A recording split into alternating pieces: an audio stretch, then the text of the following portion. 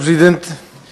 Quero começar por cumprimentar a Senhora Presidente da Comissão para a Eficácia das Execuções e as restantes responsáveis que a acompanham.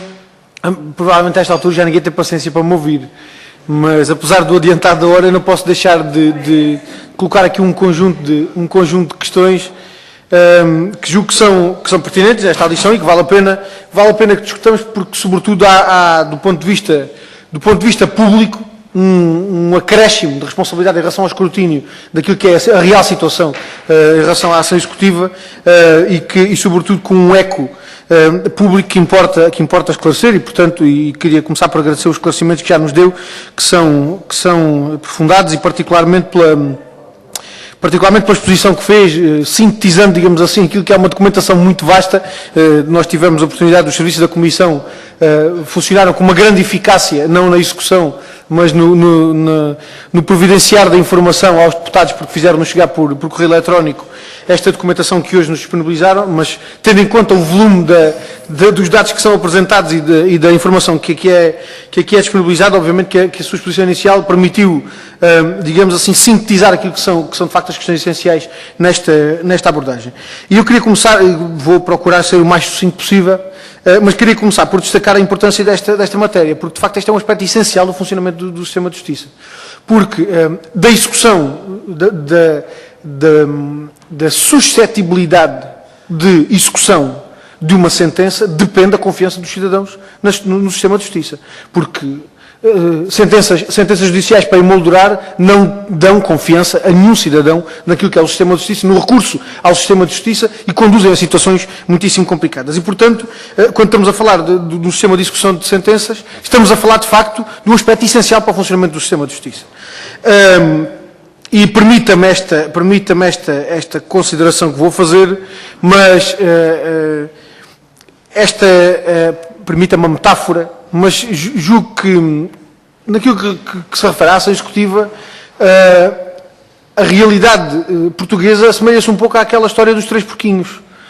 Porque, depois de uma alteração profunda feita em 2003, o sistema da ação executiva voou como uma casa de palha, porque aumentaram dramaticamente as pendências em tribunais, começaram-se a verificar estrangulamentos impressionantes em relação à capacidade de execução das sentenças, sendo que na altura eram identificados apenas constrangimentos que tinham a ver com o dispositivo material, particularmente do ponto de vista do sistema informático, que levantavam problemas fundamentais em relação ao funcionamento da ação executiva. Depois disso, alteraram-se, quer dizer, foram-se apetrecendo, digamos assim, foi-se dotando o sistema de execução de variadíssimos dispositivos materiais e de equipamentos, particularmente do ponto de vista informático, foi-se tentando ultrapassar os constrangimentos identificados inicialmente. Passámos a uma segunda fase da construção da Casa de Madeira, que acabou por voar também, com as alterações em 2009, e o problema, e aqui discordo incompleto daquela sua afirmação em relação à necessidade de repensar a sério ou não o funcionamento do sistema da ação executiva, particularmente em relação ao regresso aos tribunais, ser completamente impossível de garantir, tendo em conta aquilo que é hoje a disposição a disponibilidade do sistema de justiça em termos de oficiais de justiça, mas a verdade é que, precisamente por não se querer repensar a fundo o sistema, continua por se construir a casa de cimento e tijolo.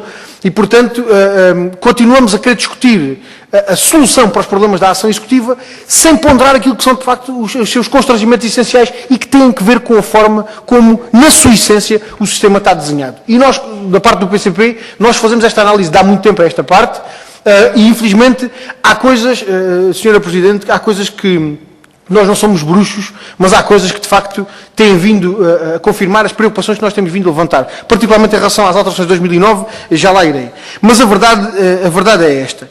Há constrangimentos que têm que ver com a essência do sistema, e particularmente que têm que ver com a essência do sistema, naquilo que de mais importante ele pode ter na realidade da vida das pessoas. E vou-lhe dar este exemplo em concreto, que tem que ver com uma questão que em 2009 levantámos, quando da alteração legislativa, que em 2009 levantámos e que tinha a ver com uma das preocupações essenciais e de uma das objeções essenciais que o PCP levantou às alterações de 2009 e que tinham a ver com o fim da dependência funcional do agente de execução em relação ao juiz, passando a estar dependente do exequente. E vou até ler-lhe vou até ler muito rapidamente um excerto da intervenção que foi feita pelo PCP a propósito desta matéria, onde se dizia o seguinte: com que garantias dos direitos do executado decorrerão as penhoras de bens móveis no seu domicílio, estando o agente de execução sujeito à ameaça de destituição pelo exequente? Com que liberdade irá o agente de execução decidir o requerimento apresentado pelo executado para redução ou isenção de penhora de rendimentos? Sujeitar-se-á o agente de execução a decidir livremente quando depende sobre ele a ameaça de destituição pelo exequente? Sr. Presidente, estas eram preocupações muito concretas que tinham que ver com aquela alteração legislativa. E nós agora estamos confrontados com um quadro que é um quadro muito difícil para discutirmos esta questão. Porquê? Porque criou-se a ideia de que os agentes de execução são um bando de malfeitores. Eu peço desculpa pela dureza das palavras, mas a ideia que se criou, particularmente com as notícias da comunicação social, é esta.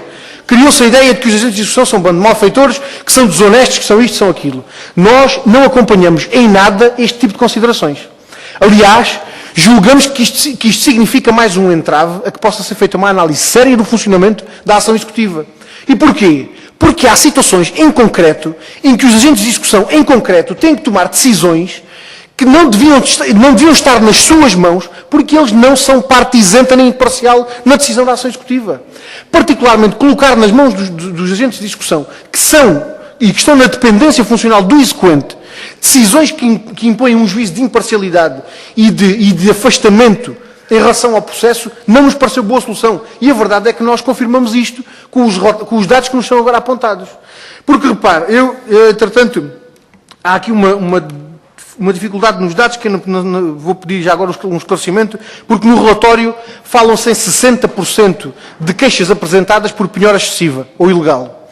Mas depois, no anexo 13, no quadro 5, falam-se em 17% de decisões de queixas por facto alegado, por referência à penhora excessiva ou ilegal. Eu não sei se isto tem que ver com decisões finais de processos onde se confirma o facto de que era alegado ou não. Já agora gostava que pudesse explicar se quiser posso dar as referências das páginas do relatório que tenhamos aqui também indicadas. De qualquer forma, este é um problema decisivo. Este é um problema decisivo porque quando há uma penhora excessiva ou ilegal, obviamente que a circunstância do agente de execução estar sob a dependência do exequente não é de suma menos importância. E não é de suma menos importância porque estas são questões que na vida das pessoas têm efeitos dramáticos, talvez por isso justifique o número de participações motivadas por penhoras excessivas ou ilegais, e obviamente que contribuem para este alarde de que os agentes de execução são desonestos e, portanto, que há um problema. O problema de fundo da ação executiva tem a ver com a honestidade ou desonestidade dos agentes de execução. Nós achamos que não é esta a análise séria que se deve fazer do problema e sobretudo, a análise séria em relação à situação que se vive na ação executiva.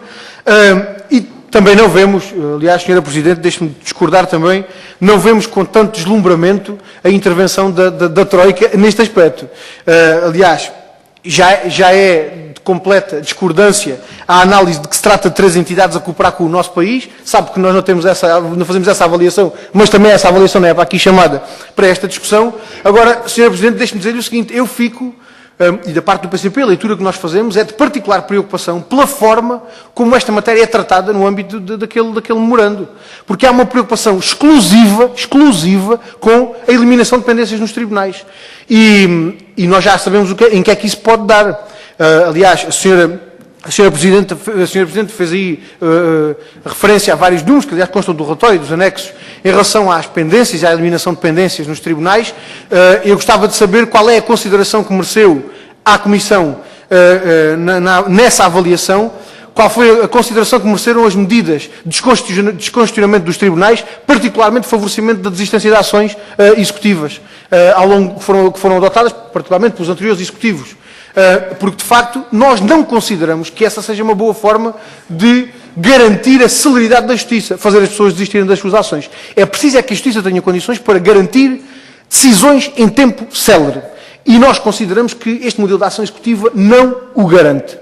Não o garante pela forma como está gizado e por uma questão que consideramos que é essencial e que tem que ver com este processo de retirada de competências dos tribunais e atribuição de competências aos agentes de execução, antes aos solicitadores, hoje aos agentes de execução, com tudo o que isso significa, não só de despublicização de um processo que, a nosso entender, deve ser público e, portanto, deve correr nos tribunais, com a intervenção de oficiais de justiça e de juízes, não deve estar entregue nas mãos da gente de execução. Essa é uma divergência de fundo que temos e que é uma divergência de natureza política, mas também com aquilo que é a perspectiva, mas que obviamente tem que ser enquadrado uma perspectiva de disponibilização dos meios necessários à eficácia do modelo jurídico e legal que está em vigor, porque essa é uma questão decisiva, porque sem meios não há modelo legal que possa funcionar, nem aquilo que temos em vigor, nem aquilo que estava definido em 2003, nem o anterior, obviamente, porque sem o número de funcionários judiciais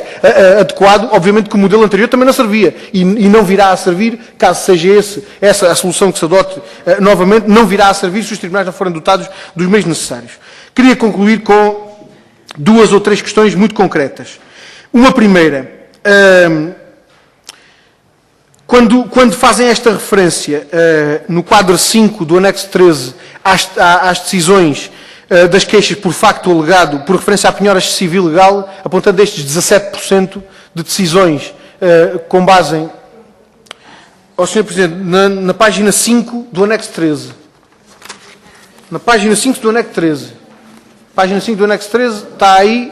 Tem os 17%. Se quiser a página do relatório onde se faz referência aos 60%, também lhe posso indicar.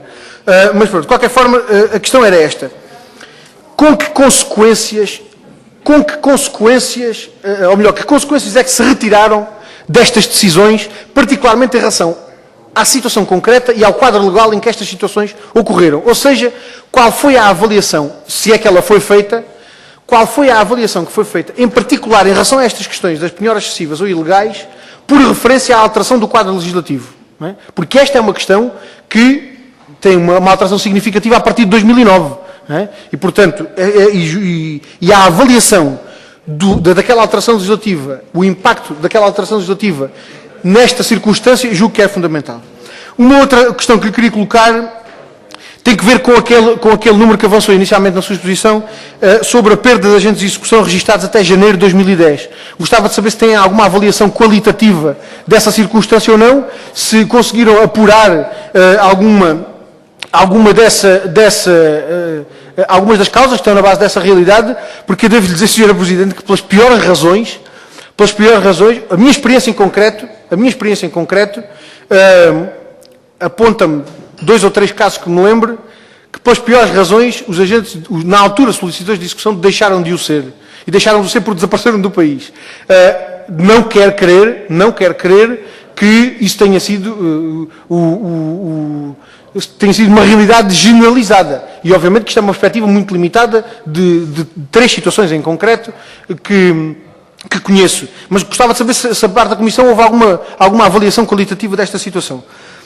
Por último, gostava de lhe colocar a questão que tem que ver com, que já há pouco referi, mas queria colocar mesmo na forma de questão.